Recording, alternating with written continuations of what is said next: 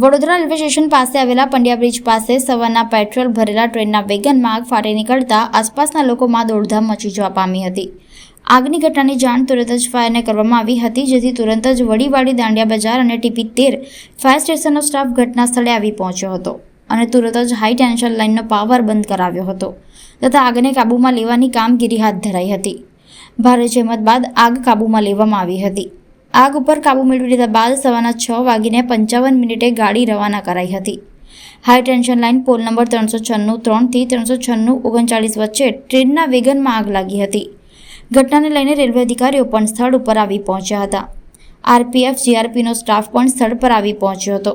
આ સમયે વેગનની બાજુમાં એક યુવાનનો મૃતદેહ મળી આવ્યો હતો, જેથી વડોદરા રેલવે પોલીસે યુવકના મૃતદેહને PM અર્થે હોસ્પિટલમાં મોકલી આપ્યો હતો અને આ મામલે વધુ કાર્યવાહી શરૂ કરી હતી।